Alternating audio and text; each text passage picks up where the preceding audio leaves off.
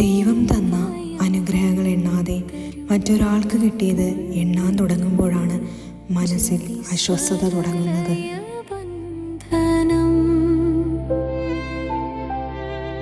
ധന്യമേ മുഖമനസുഖ സംഗമം, മൗനം പോലും പാടും കാലം നിന്നു തേങ്ങും, മൗനം പോലും പാടും കാലം. Yes, gratitude leaves no room for comparison.